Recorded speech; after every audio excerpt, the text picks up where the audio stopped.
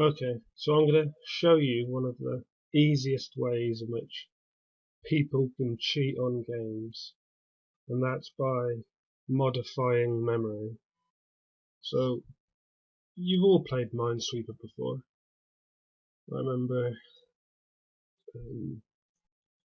people would have arguments about who could do Minesweeper the fastest, stupid stuff like that. They'd be like, "Oh, I could do it in 10 seconds, or I could do it in 9 seconds." Or, who gives a shit?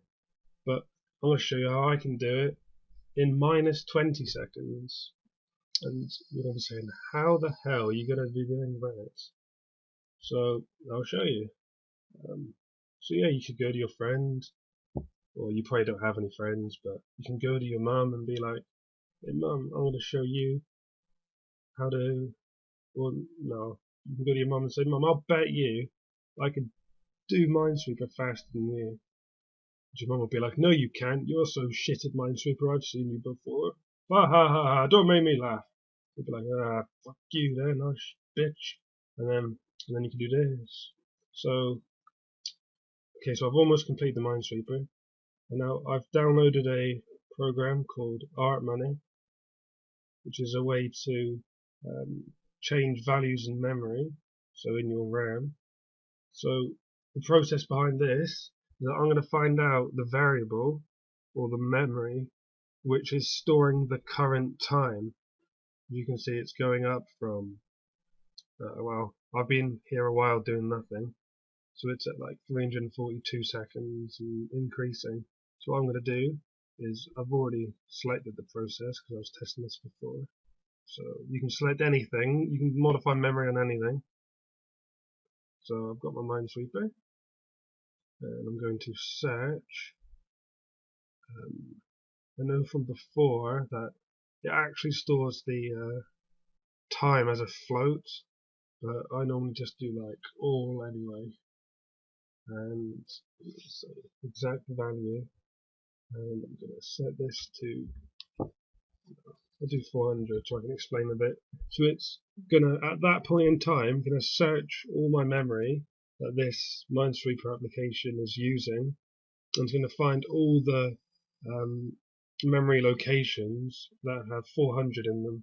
So I have to time this very well. Check. So it's very fast. And now what I'm going to do is find. Okay, so what this has done is it's found me all the memory addresses that have the value 400 in them. The memory addresses could be references, they could actually be the number 400 as a value that a program used, or whatever. So now I'm going to filter against all these memory addresses, ones that now have the value that I'm going to type in now. Because that memory is constantly changing, so I'm going to find all the memory addresses of these ones that now have 450 in them.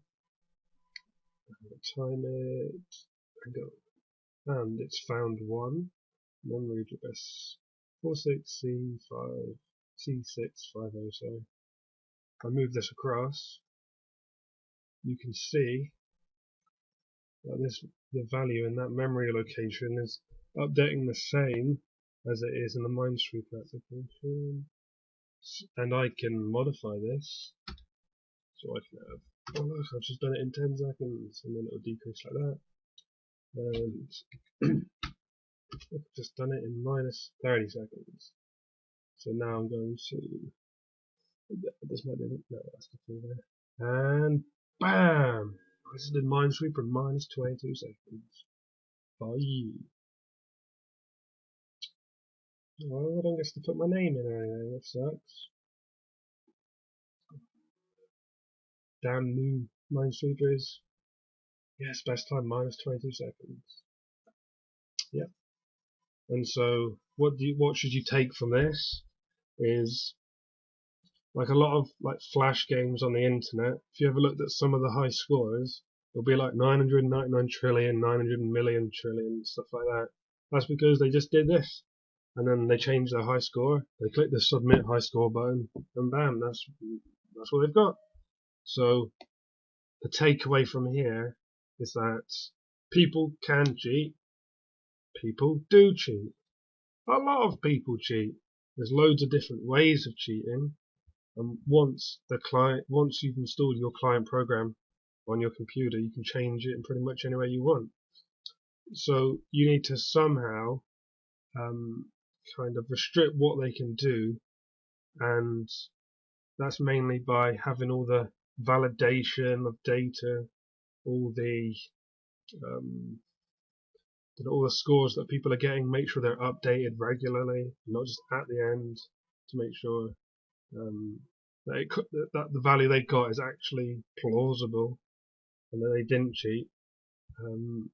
So yeah, that's stuff that you have to look out for when designing games.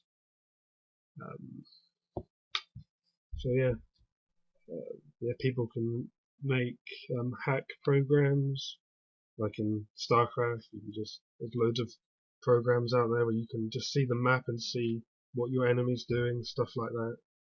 And yeah, it can be quite tricky to cover every angle, as even the professionals can't do it. So you just got to try and minimize it as much as you can. Okay, and on that note, we'll go to the next tutorial, in which I will show you an introduction to the SpiderMonkey API, which is used in the jMonkey engine.